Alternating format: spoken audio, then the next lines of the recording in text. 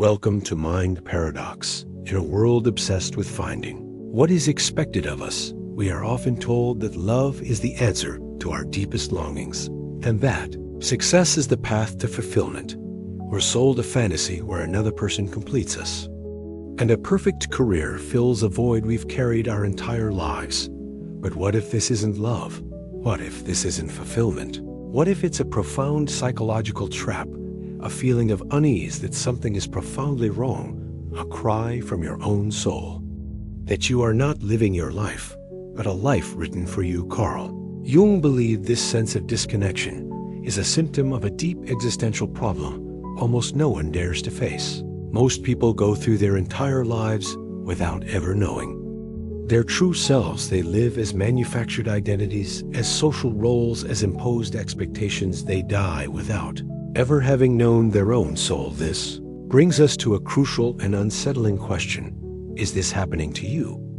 What you call your personality, your desires, your beliefs, how much of it is truly yours and how much was placed there by others? Since childhood, we are conditioned to fit in, to become acceptable, to hide parts of ourselves in order to be loved. We create a mask, what Jung called the persona, a social disguise we wear to navigate the world, and we all have one. It is useful, yes. Without it, we could not function in society, but there is a great danger when we completely identify with this mask. We start to forget who we really are. We become an actor playing a role we didn't even consciously choose. This leads to a life filled with chronic anxiety, deep dissatisfaction, and a constant emptiness. Have you ever felt that no matter what you achieve, something essential is missing? As if you are standing on solid ground that is somehow hollow. This is because what you truly need is not out there. It is within you, buried under layers and layers of conditioning. The question is, are you willing to dive into your own psyche and discover who you really are? Because this journey, what Jung called individuation, is not easy. It is a confrontation with everything you have been taught to hide, but it is also the only way to free yourself and live according to your true essence. But if the persona is not your true self, then who are you really? To answer this question, we must look at the other side of the coin, the part of you that has been repressed and pushed into the unconscious. Jung called this the shadow, and it is where the true quest for your authentic self begins. The shadow is everything you hide to avoid being rejected, and what you repress doesn't disappear, it gains strength in your unconscious, operating in the unseen parts of your mind, influencing your emotions, your fears, and the choices you make without you even realizing it. The shadow is composed of everything from contained anger to repressed creativity, much of which is not even bad. It is just what at some point someone said was unacceptable. All the parts of you that were denied did not vanish. They just hid in your shadow, waiting to emerge when we don't consciously deal with it. It manifests in distorted ways, sabotaging our relationships, our careers, and our self-esteem. Have you ever had a sudden outburst of anger you couldn't explain, or felt a surge of envy you tried to deny? These are moments when your shadow takes control. But here is the truth that changes everything. Your shadow is not your enemy.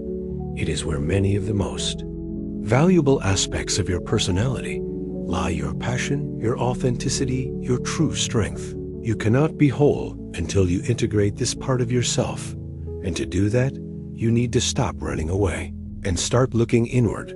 But how do you face something that has been repressed for so long? The answer lies in the central concept of Jungian psychology, the self, the true self, what exists beyond the layers of the persona and the shadow. The self is the totality of your psyche, the harmonious fusion between who you really are and who you show to the world. Jung believed that the purpose of life was not to follow a path defined by others, but to become whole, to discover your true essence and live according to it. This process of self-discovery and integration is what he called individuation. But finding the self is not something that happens by chance. It is not a sudden epiphany. It is an active quest that requires a deep journey within yourself, a confrontation with everything you have been taught to hide, the greatest obstacle to finding the true self is fear. Fear of losing the identity you have built, fear of realizing your choices were not truly yours.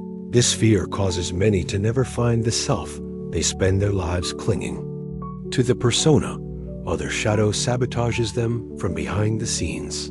But when you begin to integrate your shadow and question your masks, you discover a profound freedom you have never experienced before you start to act more authentically and make decisions that truly make sense to you. The anxieties that once seemed inexplicable begin to have a clear root.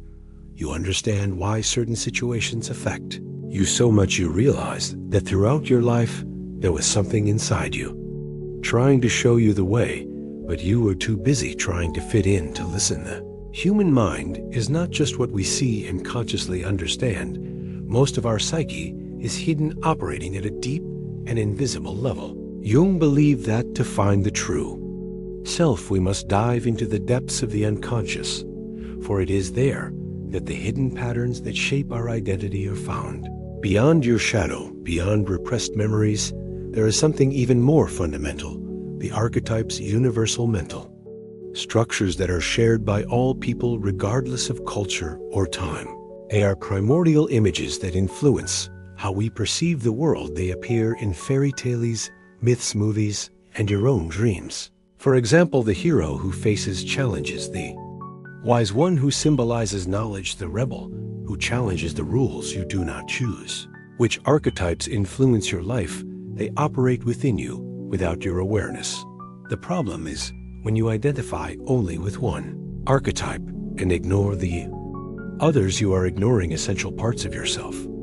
The key is to become aware of these archetypes, to recognize them, and to integrate them. And that is what separates those who find their true self from those who spend their lives trapped in automatic patterns. What happens to someone who refuses to look within, who ignores their own shadow and lives imprisoned in a persona? Jung was clear: avoiding the process of individuation doesn't keep us safe. Instead, it condemns us to a fragmented existence, filled with anxiety, frustration, and an emptiness that can never be filled by anything external. At some point, something begins to go wrong. It may manifest as emotional crisis, dissatisfaction, or psychosomatic illnesses.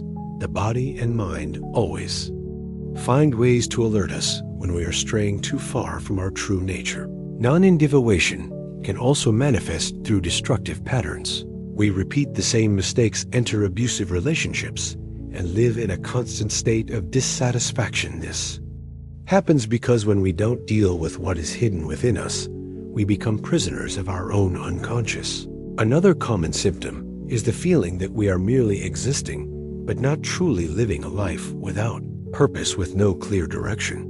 This is the reality for millions who never question if the life they lead is truly the life they chose. The most dangerous of all is resentment. When a person ignores who they really are, they inevitably feel anger. They may turn it against others, blaming the world or society for their suffering, or turn it inward, transforming into depression and self-sabotage.